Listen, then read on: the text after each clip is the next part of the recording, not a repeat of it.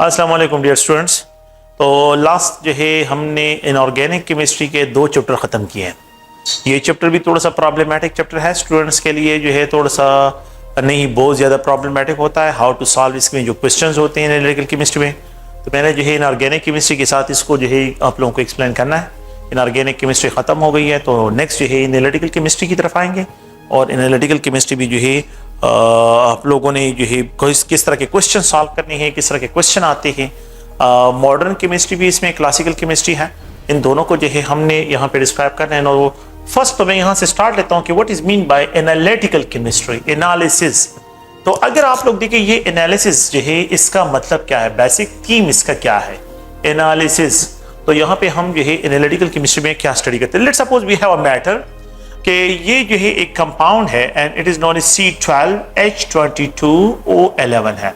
ये एक मैटर है, शुगर है। तो आमतौर पे जो है शुगर को अगर हम देखें तो C12H22 ये मैटर है। और इस मैटर में केमिस्ट्री में हम जो है क्या करते हैं, एनालिटिकल केमिस्ट्री में इस मैटर में ये स्टडी करते हैं कि ये मैटर है कि इस मैटर की कंपोजिशन क्या है। तो मैटर की कंपोजिशन जो है मतलब यहाँ पे मैं इस तरह स्टडी करता हूँ कि what is inside the matter, इस मैटर के अंदर क्या है, व्हाट इज इनसाइड मैटर। और सेकंड ये है कि यहाँ पे जो है पहला point what is inside the matter, इसमें कार्बन है, हाइड्रोजन है, ऑक्सीजन है। पहला क्वेश्चन मैं ये सॉल्व करता हूँ।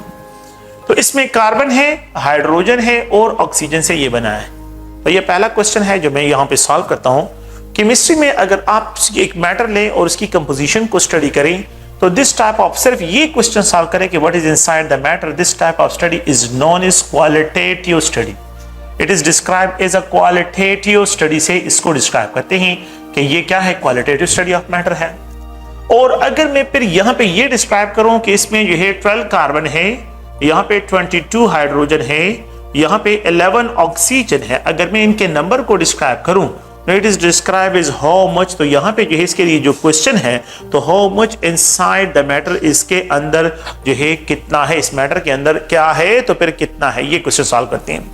दिस टाइप ऑफ स्टडी जिसमें जो है मैं यहाँ पे नंबर्स की बात करता हूं तो इट इज डिस्क्राइब केमिस्ट्री के लैंग्वेज में it is describe as a quantitative study of matter. It is describe as a quantitative study of matter, जिसमें मैं जो है क्वांटिटी की बात करूं, नंबर की बात करता हूं तो क्वांटिटी है। और अगर मैं सिर्फ देखना चाहता हूं तो ये जो है डिस्क्राइब होता है qualitative study of matter. Qualitative study से इसको डिस्क्राइब करते हैं। तो मैटर में अगर मैं एनालिटिकल केमिस्ट्री जो है branch of science where we have to study matter qualitatively and quantitatively, जिसमें मैटर को जो है मैं क्या करता हूं, क्वालिटेटिव स्टडी भी करता हूं और जिसमें मैटर को मैं क्वांटिटेटिवली स्टडी करता हूं, तो उस ब्रांच को जो है हम क्या कहते हैं, एनालिटिकल केमिस्ट्री। तो ये एनालिटिकल केमिस्ट्री में तो इन दोनों के फॉर्म को हम कंपोजिशंस कहते हैं कि the branch of science where we have to study the composition of matter, the branch of science where we have to study the composition of matter, जिसमें हम कंपोजिशन ऑफ मैटर को जो है डिस्क्राइब करते हैं। तो उस ब्रांच ऑफ साइंस को जो है यहाँ पे तो कंपोजिशन ऑफ मैटर में जो है एक क्वालिटेटिव स्टडी होती है कि क्वालिटेटिव स्टडी क्या है, और एक जो है क्वांटिटेटिव स्टडी है कि क्वांटिटेटिव स्टडी जो है यहाँ पे क्या डिस्क्राइब होती है। तो ये दोनों का एस्पेक्ट जो है यहाँ पे क्या करते हैं, इसको डिस्क्राइब करते हैं कि क्वालिटेटिव स्टडी क्या है, क्वांटिटेटिव स्टडी क्या है। इन दोनों के कंबाइन इफेक्ट को कंपोजिशन से डिस्क्राइब करते हैं। आप लोगों ने क्या किया है, आप लोगों ने जो है प्रैक्टिकल की है और प्रैक्टिकल में जो है साल्ट एनालिसिस किया है। साल्ट एनालिसिस आप लोगों ने सेकेंड ईयर के कोर्स में साल्ट एनालिसिस की है, ये क्वालिटेटिव स्टडी है। No, salt analysis qualitative study है। Salt analysis is an example of qualitative not quantitative, qualitative study है। आप लोगों ने जो है फंक्शनल ग्रुप डिटेक्शन के लिए टेस्ट की हैं, फंक्शनल ग्रुप डिटेक्शन के लिए जो टेस्ट की है, फाइलिंग रिएजेंट यूज किया है, बेनेटिक सॉल्यूशन यूज किया। तो ये जो है आप लोगों के पास सिर्फ डिटेक्शन के लिए मैं करता हूं, तो ये इसको जो है डिस्क्राइब करते हैं क्वालिटेटिव स्टडी से, क्वालिटेटिव स्टडी से डिस्क्राइब करते हैं। फर्स्ट ईयर की केमिस्ट्री में अगर आप लोगों को याद हो तो आप लोगों ने टाइट्रेशन की है, टाइट्रेशन। तो टाइट्रेशन में आप क्वांटिटी ऑफ द रिएक्टेंट्स के एक रिएक्टेंट के बेस पे दूसरे रिएक्टेंट की कंसंट्रेशन को फाइंड करते हैं, ये क्वांटिटेटिव स्टडी है। फर्स्ट ईयर में आप लोगों ने एक अनदर टेक्निक अप्लाई किया है that is called gravimetric analysis. Gravimetry आप लोगों ने की है, तो ग्रेविमेट्री में भी आप क्वांटिटी को डिस्क्राइब करते हैं। तो जिस पे आप क्वांटिटी ऑफ द कंपोजिशन को डिस्क्राइब करते हैं वो क्वांटिटेटिव स्टडी में आता है, और जिसमें आप लोग ये जस्ट ओनली डिटेक्शन करते हैं उसको क्वालिटेटिव स्टडी से डिस्क्राइब करते हैं। So the branch of science where we have to study matter qualitatively and quantitatively, that branch is described as a analytical chemistry. इसको जो है हम एनालिटिकल केमिस्ट्री से डिस्क्राइब करते हैं। अच्छा, एनालिटिकल केमिस्ट्री का एक दूसरा एस्पेक्ट भी है कि मैटर के अंदर क्या है, मैटर के अंदर जो है आप लोगों के पास क्या है और मैटर में कितना है इस क्वेश्चन को। फिर नेक्स्ट क्वेश्चन जो हम यहाँ पे, how the matter look like, matter किस तरह नजर आता है। तो यहाँ पे जो है पहले इसकी composition, qualitative study, quantitative study, और फिर how the matter look like, इस क्वेश्चन को जो है how the matter look like, matter look like, matter जो है किस तरह नजर आता है। अच्छा, इसका स्ट्रक्चर क्या होगा, हम कहते हैं अगर आप लोग देखिए वाटर मॉलिक्यूल है, बेंड शेप है, मीथेन है जो है, टेट्रागोनल शेप जो है इसके, टेट्रागोनल जो है इसको डिस्क्राइब करते हैं। अगर आप लोग बेंजीन को देखिए साइक्लोहेक्सेन रिंग स्ट्रक्चर है। तो ये different types of ring structure जो आप लोगों के पास होते हैं। तो इसको अगर आप लोग देखिए how the matter look like, ये किस तरह नजर आता है, तो it is describe as a structure of matter. इसमें जो है हम क्या कहते हैं, स्ट्रक्चर ऑफ मैटर को डिस्क्राइब करते हैं। अगर आप लोग देखें तो यहाँ पे कंपोजिशन ऑफ मैटर क्या है, और द सेकंड पॉइंट क्या है कि how the matter look like, what will be the structure of matter, matter का स्ट्रक्चर क्या होगा। तो ये स्ट्रक्चर ऑफ द मैटर को डिस्क्राइब करने के लिए हम क्या करते हैं, एनालिटिकल केमिस्ट्री की तरफ आते हैं। तो ये दी एनालिसिस है। एनालिसिस का मतलब ये है कि आप क्या करें, डिग आउट करें उन पॉइंट्स को, पहले इनकी कंपोजिशन को डिग आउट करें कि इनकी कंपोजिशन में क्या क्या है, अच्छा इनकी कंपोजिशन में कितना है, और फिर इनकी कंपोजिशन ऑफ एटम जो है वो किस तरह एक दूसरे के इर्द गिर्द जो है कनेक्टेड है, उनकी कनेक्टिविटी को डिस्क्राइब करते हैं। तो the branch of science where we have to study matter composition and plus जो है the structure of matter, that branch is known as, उसको हम क्या कहते हैं, एनालिटिकल केमिस्ट्री से डिस्क्राइब करते हैं। यहाँ पे हम मोस्टली केमिकल रिएक्शन को डिस्क्राइब नहीं करते कि ये केमिकल प्रॉपर्टीज को या फिजिकल प्रॉपर्टीज, इस तरह नहीं है। हम यहाँ पे जो है क्या करेंगे, द मेन टारगेट हमारा जो होगा कि मैटर के अंदर क्या है और कितना है, और फिर ये मैटर जो है इसका स्ट्रक्चर क्या होगा, इनकी कनेक्टिविटी क्या होगी, ये किस तरह अरेंज होंगे। तो इसी को जो है हमने जो है एनालिटिकल केमिस्ट्री में जो है डिस्क्राइब करना है। अच्छा, एनालिटिकल केमिस्ट्री जो है, ये जो एनालिसिस होते हैं ये टू टाइप्स के एनालिसिस है। आप लोग देखें टू टाइप्स ऑफ एनालिसिस हम करते हैं। एक क्लासिकल प्रोसीजर है जो बिल्कुल जो है पुराने जमाने की बातें हैं, तो क्लासिकल एक होता है क्लासिकल मेथड्स ऑफ एनालिसिस, एक को हम डिस्क्राइब करते हैं क्लासिकल मेथड्स ऑफ एनालिसिस, और एक होता है मॉडर्न मेथड्स ऑफ एनालिसिस। एक है मॉडर्न मेथड्स ऑफ एनालिसिस और दूसरा जो होता है ये क्लासिकल मेथड ऑफ एनालिसिस है। अच्छा, लेट्स सपोज ये अगर आमतौर पे मैं इसको डिस्क्राइब कर लेता हूं कि मॉडर्न मेथड्स में जो है और ये क्लासिकल मेथड्स में बिल्कुल जो है कि ये अगर आप लोगों ने प्रैक्टिकल परफॉर्म की है, titration is an example of classical method जो है। टाइट्रेशन वॉल्यूमेट्रिक एनालिसिस को कहते हैं। अगर आप लोग देखें ग्रेविमेट्रिक एनालिसिस आप लोगों ने की है, फर्स्ट ईयर के प्रैक्टिकल में है ये सारे। और अगर आप लोग देखें कंबस्शन एनालिसिस, अगर हम कंबस्शन करते हैं कंपाउंड्स की, तो कंबस्शन एनालिसिस जो है ये सब के सब क्लासिकल मेथड्स में आ जाते हैं। जो मॉडर्न मेथड्स है तो ये जो है ये मोर सोफिस्टिकेटेड मशीन इसमें यूज होते हैं, मॉडर्न डिवाइसेस इसमें यूज होते हैं। और ये अगर आप लोग देखें ये मोस्टली जो है इसमें मास स्पेक्ट्रोमीटर होता है, मास स्पेक्ट्रोमीटर। अच्छा, मास स्पेक्ट्रोमीटर के जरिए जो है हम मैटर की जो है मासेस को कैलकुलेट करते हैं। सेकंड पॉइंट अगर आप लोग देखें आईआर स्पेक्ट्रोफोटोमीटर, आईआर स्पेक्ट्रोफोटोमीटर के जरिए अगर आप लोग देखें तो इसके जरिए जो है हम क्या करते हैं, फंक्शनल ग्रुप की डिटेक्शन करते हैं। अगर यूवी है अल्ट्रावायलेट स्पेक्ट्रोस्कोपी, तो यहां पे जो है इस टेक्निक को यूज करते हैं in order to find the conjugation, resonance conjugation जो है कंजुगेशन को फाइंड करने के लिए इस टेक्निक को जो है हम क्या करते हैं यहां पे यूज करते हैं। एंड द फिफ्थ वन जो है एनएमआर है, न्यूक्लियर मैग्नेटिक रेजोनेंस जो है स्पेक्ट्रोस्कोपी, इस टेक्निक को यूज करते हैं in order to find the type of nuclei. Type of nuclei को फाइंड करने के लिए टाइप ऑफ न्यूक्लियाई कि इसमें कितने टाइप्स ऑफ न्यूक्लियाई है, कितने टाइप्स ऑफ न्यूक्लियाई है। सेकंड पॉइंट जो है the number of nuclei, nuclei के नंबर कितने हैं। Connectivity of the nuclei, nuclei की कनेक्टिविटी, ये सारे इंफॉर्मेशन जो है NMR is a highly powerful technique है। तो ये मॉडर्न मेथड्स हैं। इसमें एक और भी है जिसको हम जो है फ्लेम फोटोमीटर, जिसको आप लोगों ने ऑलरेडी पढ़ा भी है, फर्स्ट ईयर की केमिस्ट्री में पढ़ा है, लेकिन उसको भी यहाँ पे इंट्रोड्यूस करेंगे, फ्लेम फोटोमीटर। तो the modern methods of analysis जो है ये टेक्निक जो है आप लोगों के कोर्स का हिस्सा है। मास स्पेक्ट्रोमीटर, आईआर है, यूवी है, एनएमआर है और फ्लेम फोटोमीटर है। और क्लासिकल मेथड्स में हमने जो है कंबस्शन एनालिसिस, टाइट्रेशन और ग्रेविमेट्रिक एनालिसिस आप लोगों ने की है।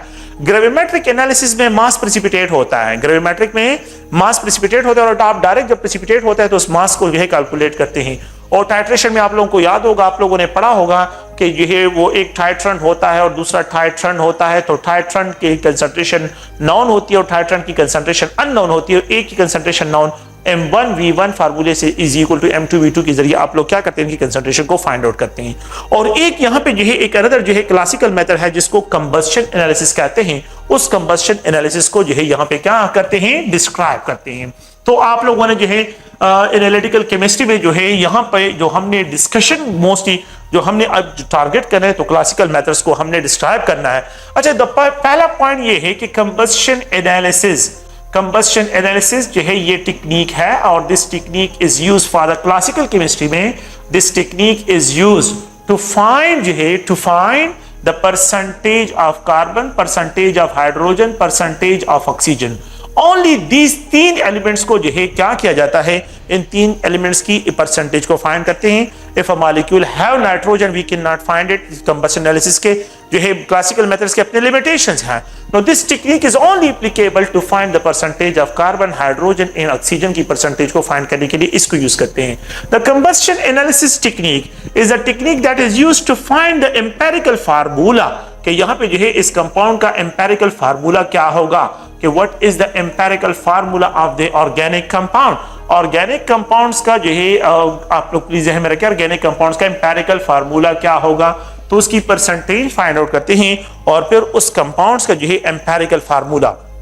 अच्छा, एक दूसरा जो है क्लासिकल मेथड्स है जिसको फर्स्ट ईयर में आप लोगों ने मोलर मास जो है अगर मुझे नाउन हो तो फिर हमने जो है ये डिस्क्राइब करना है कि इस कंबस्शन एनालिसिस से जब हम empirical formula of the compound find out कर लेते हैं तो फिर हम नेक्स्ट पॉइंट की तरफ चले जाते हैं। और यहाँ पे जो है एक और टेक्निक के जरिए जो इसको आप लोगों ने फर्स्ट ईयर में पढ़ा है कि मोलर बॉइलिंग पॉइंट जो है, यहाँ पे boiling point pressure, boiling point जो है एलिवेशन है। तो बॉइलिंग पॉइंट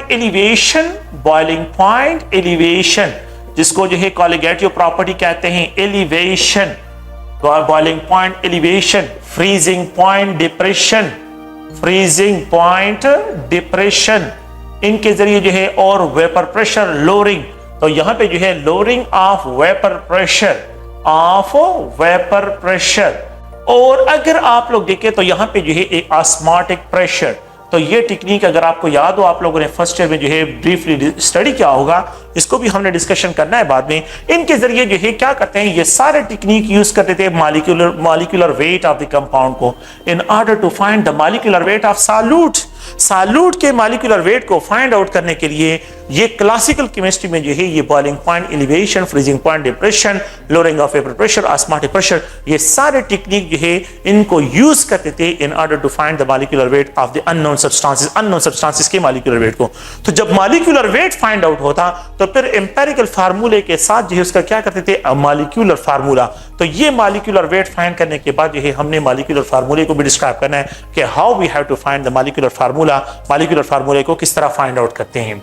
तो ये कंबस्शन एनालिसिस क्या है, यहां पे जो है इसको मैं डिस्क्राइब करता हूं कि ये जो है एक प्रोसीजर है, ओवन एक है, और इस प्रोसीजर में जो है हम किस तरह फाइंड आउट करते हैं, एक अननोन कंपाउंड है और हमें पता नहीं कि इसका फार्मूला क्या है। We have to find the empirical formula of the compound. इस कंपाउंड का एम्पिरिकल फार्मूला फाइंड आउट करना है। तो ये एक ट्यूब है और इस ट्यूब में जो है यहाँ पे एक प्लाटिनियम ट्रे पड़ा होता है। ये प्लाटिनियम से बना होता है। किस चीज से बना है, प्लाटिनियम मेटल से जो है ये बना होता है। यहां से ऑक्सीजन एंटर होता है, ऑक्सीजन को एंटर करते हैं। ऑक्सीजन हेल्प करता है बर्निंग प्रोसीजर में जो है कि बर्न हो। और जिस ऑर्गेनिक कंपाउंड का हमने जो है एम्पिरिकल फार्मूला फाइंड आउट करना है, उस कंपाउंड को जो है यहाँ पे इस ट्रे में नॉन वेट, उसका नॉन वेट होना चाहिए। उस कंपाउंड का वेट क्या होना चाहिए, non, it should be a non. मेरा मतलब यहाँ पे ये है कि प्री वेट ऑर्गेनिक कंपाउंड जो है अगर आप लोग देखें उसका जो है मैंने क्या करना है, उसका पहले से वेट करना है। तो pre wait of the organic compound, let suppose कर रहा हूं, ये मैं जनरल लिख रहा हूं कि लेट सपोज जो ऑर्गेनिक कंपाउंड मुझे पता नहीं है कि इसका एम्पिरिकल फार्मूला क्या है, मैंने 10 ग्राम उसका मास दिया है। कितने ग्राम दिया है, 10 ग्राम जो है इस कंपाउंड का जो है मैंने यहाँ पे मास दिया है। अच्छा, एक और पॉइंट को अगर आप आमतौर पर देखिए, ये पेज है ऑर्गेनिक नेचर है और इस पेज को अगर मैं बर्न करता हूं तो इसका एश रह जाता है। अगर मैं इस पेज को बर्न करता हूं, इसके स्मॉल स्मॉल पीसेस करूं और फिर भी इसको बर्न करूं, इसका एश रह जाता है, कार्बन ब्लैक जो है ये रह जाता है। तो इसको अवॉइड करने के लिए मैं क्या करता हूं, इसमें कॉपर को मिक्सअप करते हैं, कॉपर नहीं है कॉपर ऑक्साइड, कॉपर ऑक्साइड जो है इसमें मिक्सअप करते हैं और non weight of copper oxide जो है इसमें मिक्सअप करते हैं। अच्छा, non weight of copper oxide का काम ये होता है कि ये बर्निंग में हेल्प करता है, तो ऑक्सीजन भी बर्निंग में हेल्प कर रहा है और प्लस कॉपर ऑक्साइड के प्रेजेंस में जो है ये ऑर्गेनिक कंपाउंड जब बर्न होगा तो जिसका एच रहता है वो एच भी इसका बर्न होगा, it will be converted to carbon dioxide, ये भी कार्बन डाइऑक्साइड में कन्वर्ट होगा। अच्छा, तो यहां से निकलते हैं, तो यहां पे जो है अगर आप लोग देखें यहां पे एक दूसरा चैम्बर की तरफ आते हैं और इस चैम्बर में जो है अगर आप देखें तो इस चैम्बर में यहां पे this chamber is known as moisture absorption chamber. इस चैम्बर को जो है क्या कहते हैं, मॉइस्चर एब्जॉर्प्शन चैम्बर कहते हैं। It is described as a moisture absorption water absorption chamber. This chamber is known as water absorption chamber. इसको वाटर एब्जॉर्प्शन चैम्बर कहते हैं। इसमें वाटर क्या होता है, वो एब्जॉर्ब होता है। अच्छा, यहां पे क्या करते हैं ये कंपाउंड, इसमें मैग्नीशियम परक्लोरेट लेते हैं। क्या लेते हैं, मैग्नीशियम परक्लोरेट। ऐसे सब्सटेंसेस जो कि हाइग्रोस्कोपिक हो, जो कि मॉइस्चर को एब्जॉर्ब करे, तो ये इससे फिल करते हैं और ये कंपाउंड जो है लेट्स सपोज इसको मैग्नीशियम परक्लोरेट, मैग्नीशियम परक्लोरेट जो है इस कंपाउंड को यहां से ले, इसमें जो है मतलब ये फेक करते हैं, तो इसको नॉन वेट, इसका भी नॉन वेट होगा। मैग्नीशियम परक्लोरेट का वेट जो है यहाँ पे बिफोर केमिकल प्रोसेस जो है इस मैग्नीशियम परक्लोरेट का जो वेट होगा, मैग्नीशियम परक्लोरेट का वेट लेट सपोज करता हूं कि इट में भी 10 ग्राम हो, 5 ग्राम हो, जरूरी ये है कि इट में भी एनी जो है यहाँ पे इसको डिस्क्राइब करते हैं कि ये 10 ग्राम हो सकता है, ये 5 ग्राम भी हो सकता है, ये 20 ग्राम भी हो सकता है। इसके वेट में कोई मसला नहीं है, मैंने यहाँ पे इक्वल लिखे तो कोई इशू नहीं है क्योंकि इसको रीड करना आसान होता है। तो मैग्नीशियम परक्लोरेट जो है यहाँ पे इसको पैक कर लेते हैं और इसका नॉन वेट मैंने यहाँ पे 10 ग्राम लिया हुआ है। अच्छा, फिर इसके बाद एक अनदर चैम्बर है और इस चैम्बर में जो है अगर आप लोग देखें यहाँ पे जो है एक और चैम्बर जो है उसमें क्या करते हैं, इसको कार्बन डाइऑक्साइड एब्जॉर्प्शन चैम्बर कहते हैं। This chamber is known as a carbon dioxide absorption chamber. This chamber is known as a carbon dioxide absorption chamber. इसको कार्बन डाइऑक्साइड एब्जॉर्प्शन चैम्बर कहते हैं और इस कार्बन डाइऑक्साइड एब्जॉर्प्शन चैम्बर में जो है इस सब्सटेंस की जो है क्या करते हैं, पैकिंग करते हैं। अच्छा, ये मोस्टली हाइड्रोक्साइड्स होते हैं। क्या है यहाँ पे जो है अगर आप लोग देखें ये भी प्री वेट होगा, पहले से इसका वेट क्या होगा, तो यहाँ पे मैग्नीशियम है और यहाँ पे weight of the carbon dioxide जो है, sorry weight of the sodium hydroxide या weight of the potassium or, potassium hydroxide या आर जो है कैल्शियम हाइड्रोक्साइड, आप इनमें से कोई भी ले सकते हैं। जो हाइड्रोक्साइड्स ऑफ द मेटल्स होते हैं उनके प्री वेट लेते हैं और उनको यहाँ पे पैक कर लेते हैं। This chamber is known as carbon dioxide absorption chamber. This chamber is known as a water absorption chamber. इसको वाटर एब्जॉर्प्शन चैम्बर कहते हैं। अगर यहाँ पे जो है एक्सेस ऑफ ऑक्सीजन है तो वो एक्सेस ऑफ ऑक्सीजन अगर रह जाता है तो वो यहाँ से रिलीज हो जाता है, यहाँ से निकल जाता है। तो ये कंबस्शन एनालिसिस का एक जनरल प्रोसीजर है। यहाँ पे ओवन जो है, यहाँ पे रॉड लगे, हीटिंग कॉइल लगे होते हैं, ये हीटिंग कॉइल है। हम क्या करते हैं कि इसको हीटिंग कॉइल को ऑन कर लेते हैं। जब हीटिंग कॉइल ऑन होता है, ये ऑर्गेनिक कंपाउंड जो है जिसका एम्पेरिकल फार्मूला हमने फाइंड आउट करना है, जो स्ट्रे में पड़ा हुआ है कॉपर ऑक्साइड के साथ मिक्सअप हुआ है, ये इसमें बर्न होता है and it is converted into carbon dioxide and plus water में जो है ये कन्वर्ट होता है। ऑर्गेनिक कंपाउंड की जब भी बर्निंग होती है तो it will produce carbon dioxide and water में, ये दो ही प्रोडक्ट इसके बनते हैं। तो ये ऑर्गेनिक कंपाउंड बर्न होता है, बर्न होता है, बर्न होता है और खत्म हो जाता है and it is converted into carbon dioxide and water में जो है ये स्टेप बाय स्टेप ये कंप्लीटली बर्न हो जाता है। बिल्कुल देयर इज नो एश, बिल्कुल यहाँ पे कोई एश नहीं रहता क्योंकि कॉपर ऑक्साइड क्या कर लेते हैं, कॉपर ऑक्साइड तो यहाँ पे रह जाता है। कॉपर ऑक्साइड के जो पार्टिकल्स होते हैं वो यहाँ पे रह जाते हैं और जितना एश कंटेंट होता है वो भी ऑक्सीडाइज होता है, कार्बन डाइऑक्साइड और वाटर में कन्वर्ट होता है। अब ये वाटर जो है यहाँ पे एंटर हो जाता है। जैसे ही इस चैम्बर में एंटर हो जाता है, जितना भी वाटर होता है वो सब के सब यहाँ पे एब्जॉर्ब हो जाता है। This chamber is known as water absorption chamber. This chamber is known as water absorption chamber. जितना भी वाटर होता है वो सब के सब जो है यहाँ पे एब्जॉर्ब हो जाता है। तो इस चैम्बर में पहले मैग्नीशियम ऑक्सीक्लोराइड था, जब इसने वाटर एब्जॉर्ब कर लिया तो डिफरेंटली इसका वेट जो है क्या हो जाएगा, इंक्रीज हो जाएगा। तो ये बिफोर अ केमिकल रिएक्शन और सेकंड जो है after a chemical process, after absorption of water, absorption of water, ये मैं जनरली लिख रहा हूं। After absorption of water, so the weight जो है आफ्टर एब्जॉर्प्शन जो है let suppose it is equal to 16 gram के बराबर है।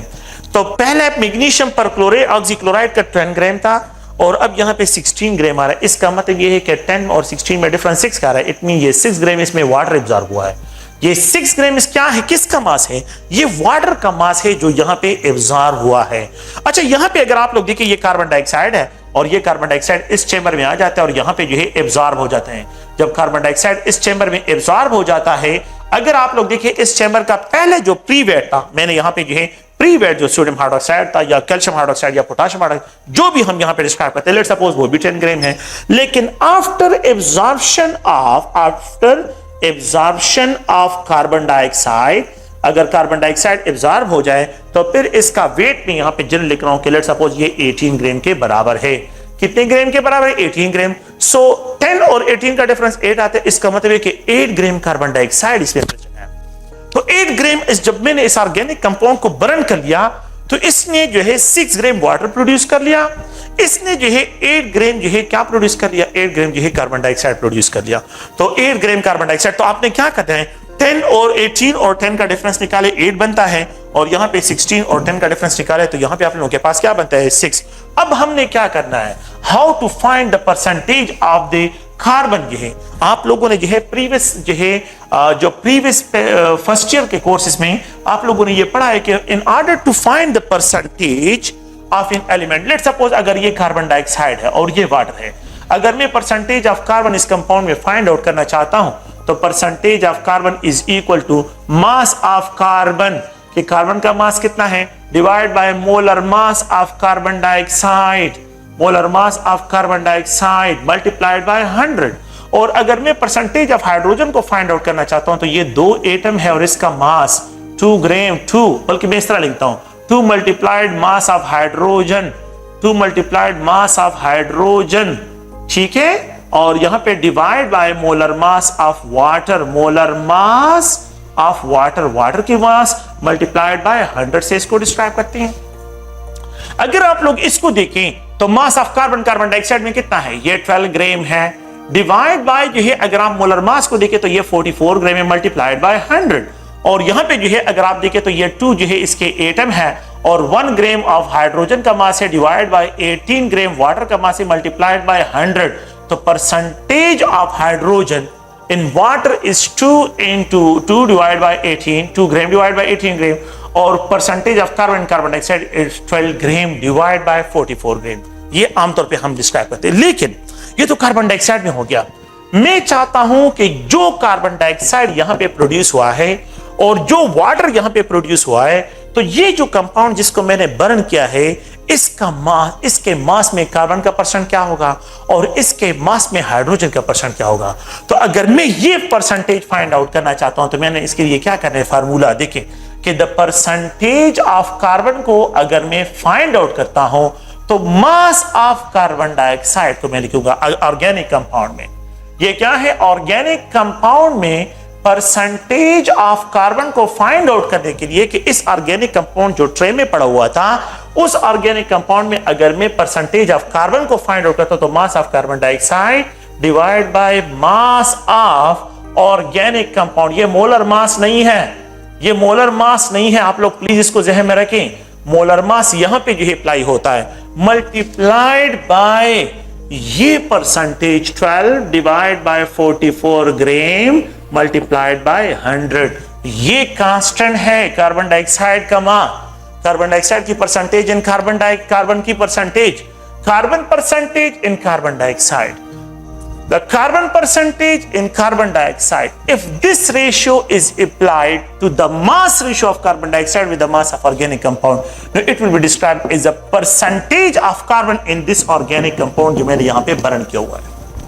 देखें ये percentage of carbon in carbon dioxide है, लेकिन अगर मैं यही परसेंटेज इस मास रेशो के साथ, ये मोलर मास नहीं है, मास रेशो कि जितना मास यहां पे आया है और जितना मास यहां पे आया है, जितना मास कार्बन डाइऑक्साइड के यहां पे आया है वो मास 8 ग्राम है, डिफरेंस कितना रहा है 8 ग्राम, और मैंने यहां से 10 ग्राम ऑफ ऑर्गेनिक कंपाउंड लिया है तो इन दोनों का रेशो और इस रेशो के साथ मल्टीप्लाई करता हूं तो you will gate percentage of carbon in this organic compound. इस ऑर्गेनिक कंपाउंड में जो इसका परसेंटेज डिस्क्राइब होगा। अच्छा, दूसरा पॉइंट, अगर आप हाइड्रोजन की परसेंटेज को फाइंड आउट करना चाहते हैं तो परसेंटेज ऑफ हाइड्रोजन को फाइंड आउट करने के लिए इस ऑर्गेनिक कंपाउंड में you have to write mass of water, it's not a molar mass, mass of water. अच्छा, कौन सा मास? 16 ग्राम और 10 ग्राम का डिफरेंस 6 ग्राम जो यहां पे डिस्क्राइब हो रहा है। तो मास of water divide by mass of organic compound, वही 10 ग्राम ऑर्गेनिक कंपाउंड, उस ऑर्गेनिक कंपाउंड का मास जो यहां पे मैंने बर्न कर लिया मल्टीप्लाइड यहां पे जो है 2 gram divide by 18 gram into 100, ये percentage of hydrogen in water है, percentage of hydrogen in water है। और इस रेशो को अगर mass of the water with the mass of organic compound multiply करें तो ये percentage of hydrogen in this organic compound होगा। तो ऑर्गेनिक कंपाउंड्स में मास को फाइंड आउट करने के लिए आप लोग परसेंटेज को फाइंड करने के लिए ये फार्मूला आप लोगों ने ज़हन में रखना है। ओके, अब अगर आप लोग देखें तो कार्बन या ऑक्सीजन यहां पे भी आ रहा है, ऑक्सीजन यहां पे भी आ रहा है। So we can not determine the percentage of oxygen directly during combustion analysis. We always determine the combustion analysis में हम हमेशा जब डिटर्मिनेशन करते हैं तो it is always determined by indirect oxygen की percentage. So the percent oxygen is determined है, इसको indirect is determined indirectly, in जो है यहां पे डिस्क्राइब करता हूं indirectly during combustion analysis, during combustion analysis में जो है इसको इनडायरेक्टली डिटरमिन करते हैं। अच्छा, तो किस तरह फाइंड करते हैं? देखें, percentage of hydrogen, percentage of carbon, percentage of oxygen, और इन तीनों के परसेंटेज का जो सम अप होता है वो 100 के बराबर है। इन तीनों परसेंट का जो सम अप है वो 100 के बराबर है। देखिए मेरी बात सुनिए, अगर आपने परसेंटेज ऑफ हाइड्रोजन फाइंड कर लिया और परसेंटेज ऑफ कार्बन को फाइंड कर लिया और इन दोनों के परसेंट जो है वो 100 के बराबर है, इट मींस इस ऑर्गेनिक कंपाउंड में जो है कोई ऑक्सीजन नहीं है, there is no oxygen, oxygen atom इसमें नहीं है, there is no percent oxygen जो है। अगर आप क्या करें, अगर आपने यहां से परसेंटेज फाइंड कर ली और इन दोनों परसेंट का सम ऑफ 100 के बराबर है, देयर इज नो ऑक्सीजन। लेकिन अगर आप इन दोनों को सम अप करें वो 100 के बराबर नहीं है तो फिर क्या करें, इन दोनों की वैल्यू को सम अप करें, 100 से माइनस करें, you will get the percent oxygen. आप लोगों के पास यहां पे परसेंट ऑक्सीजन आ जाएगा। तो परसेंट ऑक्सीजन जो है ये है कि 100 minus percentage of hydrogen plus percentage of carbon, इन दोनों का डिफरेंस आप लोग क्या करें, 100 और परसेंटेज ऑफ कार्बन हाइड्रोजन का जो डिफरेंस होगा ये परसेंट ऑक्सीजन के बराबर होगा। So the percentage of oxygen is determined indirectly during combustion analysis और the percentage of carbon in hydrogen is determined directly during combustion analysis. Combustion analysis में percent carbon percent hydrogen is determined directly while the percent oxygen is determined indirectly, और इसको indirectly determine करते हैं। और percent oxygen को find करने का क्या है, ये it is all this determined bye difference, ये डिफरेंस है 100 माइनस परसेंट कार्बन एंड आप लोगों के पास परसेंट कार्बन और हाइड्रोजन के, तो इन दोनों का डिफरेंस और यहाँ पे जो आप लोगों के पास के बराबर है। तो ये एक जनरल स्केच है जिसको मैंने यहाँ पे ड्रॉ किया है। अगर आप प्रीवियस पेपर में देखें तो इस फार्मूले को जो है आप लोगों ने ज़हन में रखना है। ये फार्मूला बार बार ये क्वेश्चन जो है रिपीटिशन है और ये मेरे ख्याल में जो है अगर आप प्रीवियस 17-18 के पेपर को देखें तो एक ही क्वेश्चन है जो उन्होंने जो है रिपीटिशन, एक ही क्वेश्चन को जो है उन्होंने रिपीट किया हुआ है। अच्छा खैर उसकी तरफ आते हैं, एम्पिरिकल फार्मूला को किस तरह फाइंड आउट करते हैं, लेकिन मैं यहाँ पे कुछ पॉइंट्स है उनको डिस्क्राइब करना चाहता हूँ। और वो पॉइंट ये है कि लेट्स सपोज उन्होंने जो एग्जांपल दिया है वो ये है कि लेट्स सपोज आपके पास 50 ग्राम बोन्स है। बोन्स कितने ग्राम्स है? 50 ग्राम्स बोन्स है। और इन बोन्स को अगर आप लोग बर्न करते हैं तो यहाँ पे जो है प्रोड्यूसेस कैल्शियम ऑक्साइड, ये कैल्शियम ऑक्साइड प्रोड्यूस करता है। बोन्स की जब बर्निंग करते हैं तो कैल्शियम ऑक्साइड प्रोड्यूस होता है। अच्छा कितने आपने कितने बोन्स ली है, यहाँ पे जो है मास ऑफ बोन्स जो है, mass of bones let's suppose मैं एक्सप्रेस करता हूँ 50 ग्राम है। ये 50 ग्राम जो है मैंने बोन्स ली है, 50 ग्राम बोन्स ली है और इनको बर्न किया हुआ, इसको स्ट्रॉन्ग हीटिंग की है तो इट इज कन्वर्टेड, क्योंकि बोन में कैल्शियम होता है तो जब ये डिकम्पोज होता है तो it is converted to calcium oxide, ये कैल्शियम ऑक्साइड में कन्वर्ट होता है। तो आप लोगों को से ये कहा जाता है कि लेट्स सपोज जो है जब मैं इसको हीट करता हूं तो 50 ग्राम मैंने ये लिए है, कैल्शियम ऑक्साइड जो है बना हुआ है। लेट्स सपोज कर लेता हूं कि यहाँ पे जो है मेरे पास 20 ग्राम या 10 ग्राम ऑफ जो है कैल्शियम ऑक्साइड बना हुआ है। कितने ग्राम बना, लेट्स सपोज करो, ये लेट्स सपोज है, लेट्स सपोज जो है यहाँ पे मेरे पास कितने ग्राम जो है, यहाँ पे जो है अगर आप लोग देखिए तो 10 ग्राम मेरे पास कैल्शियम ऑक्साइड बना हुआ है। So what will be the percent calcium जो है, इसमें कैल्शियम कितने परसेंट होगा। आप लोगों ने आसान सा question, percentage of calcium is equal to, percentage of calcium is equal to, अगर मैं परसेंटेज ऑफ कैल्शियम को फाइंड आउट करता हूं तो मैंने क्या करना है, mass of calcium oxide, mass of calcium divide by mass of bones, mass of bones, starting material का मास और प्रोडक्ट का मास, इन दोनों का रेशियो, इन दोनों का ratio, mass of carbon dioxide, mass of organic compound, mass of water divided by mass of organic compound, mass of calcium oxide divided by mass of bone, multiplied percentage of calcium in calcium oxide, multiplied percentage of calcium in calcium oxide। अब calcium oxide में इसकी percentage क्या है, तो calcium oxide में जो है 40 ग्राम divide bye, यहां पे जो है इसका molar mass 56 gram multiplied by 100 है। तो अब क्या करें कि यहां पे जो है आप लोगों ने ये 40 ग्राम divide bye 56 gram multiplied by 100, अगर आप लोग इसको देखें, ये प्रोसीजर देखें, तो यहां पे द परसेंटेज ऑफ कैल्शियम जो है कैल्शियम ऑक्साइड, अगर आप ये परसेंटेज की जो वैल्यू है इन दोनों के मास रेशियो के साथ मल्टीप्लाई करें तो you will get the percentage of calcium in the bones, bones में कितनी परसेंट है। यहां से ये क्वेश्चन आप लोग फाइंड कर सकते हैं। ये क्वेश्चन 2016 के ईटा के पेपर में आप लोग देखिए, ये क्वेश्चन प्रेजेंट है। अच्छा, एक और क्वेश्चन है जो कि बार बार रिपीट हो रहा है, अ सैंपल जो है कि एक सैंपल है और ये सैंपल यहां पे डिस्क्राइब कर रहे हैं, a sample containing aluminium, a sample containing aluminium, एक सैंपल है और उसमें एल्यूमिनियम प्रेजेंट है और इसके 10 ग्राम्स लेता हूं इस एल्यूमिनियम के जो है, और जब इसको हीट करता हूं तो यहाँ पे Al2S3 एल्यूमिनियम सल्फाइड बनता है। Al2S3 जो है ये एल्यूमिनियम सल्फाइड बनता है और इसका जो मास है ये आप लोगों के पास जो है यहाँ पे 4 ग्राम एल्यूमिनियम सल्फाइड बनता है। Find out the percent aluminium की, इस सैंपल में परसेंट एल्यूमिनियम कितना होगा। तो आप लोगों ने क्या करना है, percentage of aluminium is equal to mass of aluminium sulphide Al2S3 divide by mass of sample जिसमें एल्यूमिनियम प्रेजेंट है मल्टीप्लाइड, आप लोग देखें आप लोगों के पास यहाँ पे जो है क्या है Al2, तो ये 2 एल्यूमिनियम है और 3 जो है आप लोगों के पास सल्फर है, तो ये 2 मल्टीप्लाइड 27 और 3 मल्टीप्लाइड 32 ग्राम। तो अगर आप देखें इन दोनों को सम अप करें यू विल गेट 150 ग्राम इसका मोलर मास है। 1 mole of aluminium sulphide is equal to 150 gram, 150 gram जो है इसके बराबर है। अच्छा, यहाँ पे 2 एल्यूमिनियम है 20, तो 2 मल्टीप्लाइड 27, 2 एटम और यहाँ पे 27, अगर मैं 2 मोल तो यहाँ पे multiplied 27 divide by 150 multiplied by 100, तो the percentage of aluminium in aluminium sulphide, the percentage of aluminum in aluminum sulfide, if it is multiplied with the mass of aluminum sulfide by divided by mass of sample, it is described as a percent aluminum in the sample के इस sample में percent aluminium कितना होगा। तो ये 2 questions हैं, ये question है ये क्वेश्चन, अगर आप लोग 17 के पेपर में देखें और अगर आप 18 के पेपर में देखें, दोनों पेपर में ये एक ही क्वेश्चन जो है ये प्रेजेंट है। तो ये आसान सा क्वेश्चन है, कोई मुश्किल क्वेश्चन नहीं है कि आप लोग इसमें कंफ्यूज हो, और ये सैंपल है 10 ग्राम और यहाँ पे 4 ग्राम। तो अब क्या करें, आपने जो है percentage 4 gram divide bye 10 gram multiplied by 2 multiplied 27 divide by 150 and 200। अच्छा, ये भी आप लोग ज़हन में रखें, वहां पे आप लोगों से ये डिमांड नहीं होती कि आप इसकी एग्जैक्ट वैल्यू कैलकुलेट करें, नहीं, बस सिर्फ रिलेशन दिखाएं कि कौन से रिलेशन किसे एक्सप्रेस करते हैं। तो वो क्या करते हैं, इस 10 ग्राम को यहाँ पे 4 ग्राम को यहाँ पे लेके आते हैं, तो आपको कंफ्यूज करने के लिए। तो आपने क्या करना है, 4 ग्राम डिवाइड बाय 10, अगर आपने 10 बाय 4 लिखा तो गलत है। अच्छा, वो क्या करते हैं, ये 54 को नीचे लेके आते हैं, 150 को ऊपर लेके चले जाते हैं। अच्छा, ये 150 और ये 54 ऊपर 100 को यहाँ पे लेके आ जाते हैं, तो आप लोग वो वैल्यू को शफल कर लेते हैं। तो आप लोगों ने क्या करना है, बहुत केयरफुली इस तरह के क्वेश्चन को जहन में रखना है, बहुत केयरफुली जो है इस क्वेश्चन को जो है सॉल्व करना है।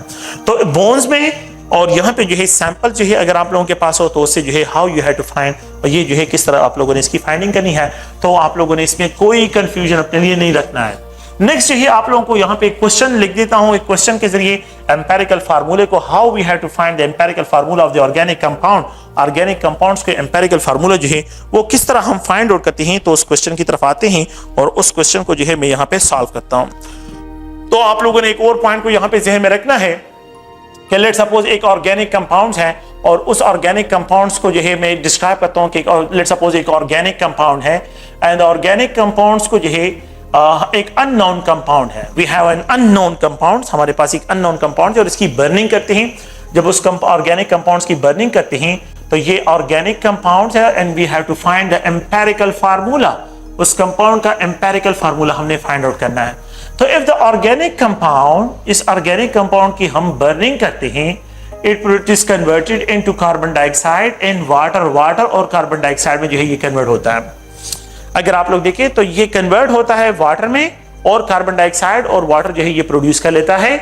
हम जो है यहाँ पे जो डिस्क्रिप्शन करते हैं तो लेट्स सपोज करते हैं कि यहाँ पे जो है मेरे पास जो है इसके लिए जो कार्बन है तो कार्बन का जो मास है, बल्कि मैंने ऑर्गेनिक कंपाउंड्स को यहाँ पे डिस्क्राइब करना है कि यहाँ पे जो है वो 10 ग्राम है, ये जो है 8 ग्राम मेरे पास आ रहा है, मैंने जो है यहाँ पे कैलकुलेशन किया अभी, और ये जो है अगर आप लोग देखें तो 6 ग्राम जो है इसका मास आ रहा है। मैंने क्या करना है, परसेंटेज ऑफ कार्बन को फाइंड आउट करना है, तो मैंने 8 ग्राम डिवाइड बाय 10 ग्राम मल्टीप्लाइड, 8 ग्राम डिवाइड बाय 10 ग्राम मल्टीप्लाइड, यहाँ पे जो है ये मास of carbon dioxide divide by mass of organic compound into 12 gram divide bye 44 ग्राम, ये फार्मूला आप लोगों ने ज़हन में रखना है, और मल्टीप्लाइड बाय 100, ये परसेंटेज ऑफ कार्बन होगा।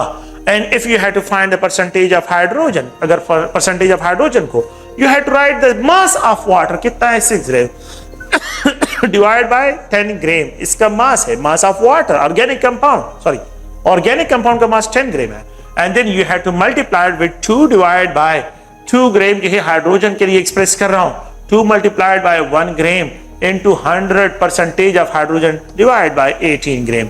तो ये अगर आप लोग देखें तो आप लोगों ने इस तरह एक्सप्रेशन करनी है। अगर आप लोग देखें यहाँ पे जो है आप लोगों ने जो भी परसेंटेज आप लोगों के पास, तो percentage of carbon, percentage of hydrogen and plus percentage of oxygen will be equal to 100 के बराबर है। Percentage of oxygen will be equal to 100 minus जो है percentage of carbon and plus percentage of hydrogen, इनका difference you have to find it, आप लोगों ने इसके डिफरेंस को फाइंड आउट करना है। You will get the percent जो है, इसको डिस्क्राइब करता हूं कि परसेंट ऑक्सीजन जो है आप लोगों के पास आ जाएगा। ओके, ये तो मैंने एक जनरल इक्वेशन लिखा है, मैंने जो है ये एग्जैक्ट वैल्यू नहीं लिखी है, ये जस्ट ओनली आप लोगों को समझाने के लिए। लेट्स सपोज मैंने एक ऑर्गेनिक कंपाउंड को बर्न किया है और उसमें परसेंटेज ऑफ कार्बन 40% आ रहा है, उसमें जो है परसेंट कार्बन जो है 40% आ रहा है। एक कंपाउंड को मैंने बर्न किया, इसमें परसेंटेज ऑफ हाइड्रोजन जो है 6% आ रहा है, 6% परसेंट हाइड्रोजन 6% आ रहा है, रेस्ट 54% जो है अगर आप लोग देखें तो 40 and plus 6 will be equal to 46, 100 से 46 माइनस करें तो यू विल गेट 54, तो 54% आपके पास ऑक्सीजन रह जाएगा। आप देखें ना कि अगर मैं यहाँ पे डिस्क्राइब करता हूँ कि परसेंट ऑक्सीजन को फाइंड आउट करता हूँ तो 100 माइनस परसेंट, यहाँ पे ये 40 है एंड प्लस 6 है, तो यहाँ पे ये 100 माइनस 46 इज इक्वल टू 54 के बराबर है, तो 54% इसमें ऑक्सीजन हुआ। अब आप लोगों ने how to find out the empirical formula, empirical formula को किस तरह फाइंड आउट करना है, how to find out the empirical formula of the compound, इस कंपाउंड का। तो आप क्या करें, कार्बन को ये लें, हाइड्रोजन को यहां पे लें, ऑक्सीजन को यहां पे लें, इन तीनों को इस तरह अरेंज करें, क्योंकि मॉलिक्यूलर फार्मूला या एम्पेरिकल फार्मूला CHO फॉर्म में लिखते हैं कि नहीं, तो आपने इसको इस तरह सीक्वेंस में CHO फॉर्म में लिखें। परसेंट यहाँ पे जो है 40%, यहाँ पे 6%, यहाँ पे जो है क्या है, तो ये 40%, 6% और ये 54%। अब अगर आप लोग एक दूसरा पॉइंट देखें, what is the molar mass of carbon, 12 gram, 12 gram. What is the molar mass of oxygen, hydrogen 1.008 gram, and what is the molar mass of oxygen, 16 gram. If you had divide the percentage of an element divided by its molar mass, it is described mole, ये इसके moles describe होते हैं।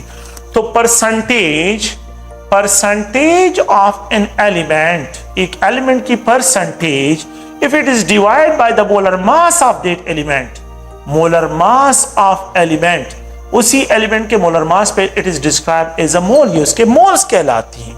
It is described as a mole, ये उनके मोल describe होते हैं। आप क्या करें, इसका रेशियो निकालें, तो 12 और 40 का 40 और 12 का रेशियो निकालें तो यू विल गेट 3.33। अगर आप इनका रेशियो निकालें तो यू विल गेट 6, यही 6 के उनके 1 पे डिवाइड हो रहा है, और अगर आप ऑक्सीजन पे डिवाइड करें तो ऑक्सीजन 54 को 16 पे तो 3.33 अराउंड अबाउट इसके लिए डिस्क्राइब होगा। अब ये मेरे पास C 3.33, C6 H6 और O जो है 3.3, ये मेरे पास एम्पेरिकल फार्मूला आ गया है। लेकिन एम्पेरिकल फार्मूला हमेशा राउंड डेटा में होता है। एम्पेरिकल फार्मूला हमेशा क्या होता है, राउंड डेटा में होता है, उसको जो है आप लोग फ्रैक्शन में नहीं लिखते। तो फिर नेक्स्ट रूल ये है कि आप क्या करें, होल इक्वेशन को जिसके लीस्ट नंबर ऑफ मोल होते हैं उस पर डिवाइड करें। तो ये नंबर सबसे लीस्ट है और ये सबसे ज्यादा है, तो सबसे लीस्ट नंबर ऑफ मोल पे जो है इस होल इक्वेशन को क्या करें, डिवाइड करें। इस होल इक्वेशन को क्या करें, डिवाइड करें। ये डिवाइड करें, यहां पे ये डिवाइड करें, यहां पे ये डिवाइड करें, यू विल गेट CH2O। यहां पे आप लोगों के पास ये empirical formula of the compound है। सो एम्पेरिकल फार्मूला को फाइंड करने के लिए you need two types of information. एक मुझे परसेंटेज चाहिए और दूसरा मुझे मोलर मास ऑफ एलिमेंट चाहिए। तो whenever you have to find the empirical formula of a compound, you need two types of information: percent composition of an element, percent composition of an element, एक element की percent composition. Second मुझे क्या चाहिए, molar mass of the element, molar mass of element, element की molar mass क्या होगी। ये दो इंफॉर्मेशन अगर मेरे पास हो, we can easily find out the empirical formula of the compound. इन दोनों का रेशियो निकाले और उसको राउंड करें, तो ये राउंडिंग स्टेप है। How to rounding the data. इस डेटा को मैंने क्या करिए, राउंड कर दिया। जब मैंने इसको राउंड करे तो CH2O जो है ये मेरे पास इसका एम्पेरिकल फार्मूला इस कंपाउंड का आ गया है। तो अगर आप लोगों को किसी ऑर्गेनिक कंपाउंड हो या इनऑर्गेनिक कंपाउंड हो और आप लोगों को जो है क्या गिवन हो, मासेस गिवन हो, just only take it the molar ratio with the molar mass. उस एलिमेंट के मोलर मास के साथ उसका रेशियो निकालें, यू विल गेट द, आप लोगों के पास क्या आ जाएगा, आप लोगों के पास एग्जैक्ट जो है उसका एम्पेरिकल फार्मूला जो है आ जाएगा। तो आप लोगों ने इस पॉइंट को ध्यान में रखना है। सेकंड जो है यहां पे आ जाते हैं, how to find the molecular formula. Now next जो है अगर आप लोग देखें तो how we have to find, classical procedure में how to find the molecular formula. We know that molecular formula is equal to n, जो है n नंबर को एक्सप्रेस करता है, इंटीजर्स है, और यहां पे एम्पेरिकल फार्मूला। अच्छा, मॉलिक्यूलर फार्मूले को फाइंड करने के लिए आप लोगों को दो इंफॉर्मेशन चाहिए। एक जो है n चाहिए। अच्छा, इस n को किस तरह फाइंड आउट करेंगे वो भी आपको समझाता हूं। मॉलिक्यूलर फार्मूले को फाइंड आउट करने के you need empirical formula and दूसरा molar mass of that compound. ये दो इंफॉर्मेशन चाहिए। Molar mass of the compound, molar mass of the compound, उस कंपाउंड का जो है मुझे मोलर मास चाहिए। एम्पेरिकल फार्मूला मेरे पास हो और मोलर मास मुझे गिवन हो तो we can easily find the molecular formula of the compound. किस तरह जो है एम्पेरिकल फार्मूले से जो है और मोलर मास से आप लोग, let's suppose if we have a compound, if we have a compound, ठीक है, having empirical formula CH2O, having empirical formula CH2O, having empirical formula CH2O, ठीक है, and molar mass and the expected molar mass of compound, molar mass of compound is 60 gram, is a 60 gram. What's to be the expected molecular formula? What is the expected molecular formula of compound? उस compound का molecular formula क्या होगा? तो यहां पे जो है A है, B है, C है और D है। लेट्स सपोज मैं यहां पे CH2O लिख देता हूं, C2H2O2 लिख देता हूं, और यहां पे जो है C2H4 सॉरी, और यहां पे C6H12O6 लिख देता हूं, C12H22O11 लिख देता हूं। तो आप इस इक्वेशन को किस तरह सॉल्व करेंगे आप लोग देखिए, मैंने आपको बताया कि ये molecular formula into empirical formula. तो आप लोग देखिए इसको किस तरह फाइंड आउट करते हैं।